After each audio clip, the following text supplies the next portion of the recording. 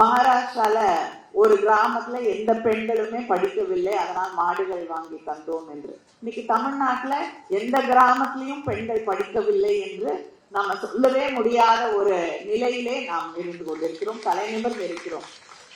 அப்படிப்பட்ட ஒரு சூழல்ல இன்னைக்கு பெண்கள் எல்லாம் அந்த தலைவர் கலைஞர் அவர்கள் கொண்டு வந்த அந்த திட்டத்தால் இன்னைக்கு படிச்சாங்க. 10வது படிச்சுட்டு 12வது வரைக்கும் வந்துடுறாங்க. அடுத்து கல்லூரிக்கு போக வேண்டும். அந்த கனவு தடைபடக்கூடாது, அது ஆண்களாக இருக்கட்டும் பெண்களாக இருக்கட்டும் என்பதற்காகத்தான் மாணவர்களுக்கு 1000 ரூபாய் அவர்கள் கல்லூரிக்கு போகக்கூடிய அந்த திட்டத்தை, திருமண உதவி திட்டத்தை மாற்றி இன்று உயர்கல்விக்கு போகக்கூடிய பெண்களுக்கான புதுமை பெண் என்ற அந்த திட்டத்தை நம்முடைய முதலமைச்சர் அவர்கள் உருவாக்கி தந்திருக்கிறார்கள். அதனால பெண் கல்வி என்பது மிக முக்கியமான ஒன்று. அதே போல பெண்கள் வேலைக்கு போக வேண்டும், தன்னுடைய சொந்த காலில் அவங்க நிற்கணும்.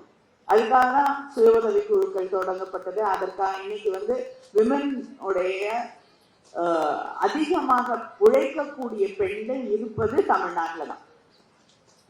இந்த இந்தியாவோட ஆவரேஜ்ல எடுத்துட்டீங்கன்னா கிட்டத்தட்ட 42% உழைக்கக்கூடிய பெண்கள், வேலைக்கு போகக்கூடிய பெண்கள், தன் சொந்த காலில் தானே நிற்கக்கூடிய பெண்கள் இருக்கக்கூடிய பெருமை இருக்கக்கூடிய ஒரு மாநிலம் அது தமிழ்நாடு. இது 42%, இன்னும் கொஞ்சம் தான் இருக்கு.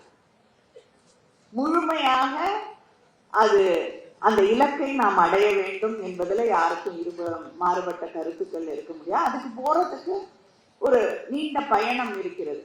முதல்ல தன்னம்பிக்கை அவசியம்.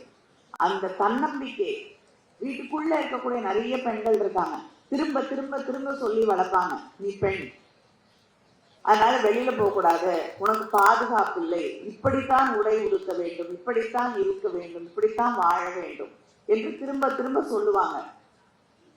அதெல்லாம் இன்னையோட தூக்கி ஓரங்கட்டி வச்சிருங்க. நீங்க யாருன்னு நீங்க மட்டும்தான் முடிவு செய்யணும், வேற யாருக்கும் அந்த உரிமை கிடையாது.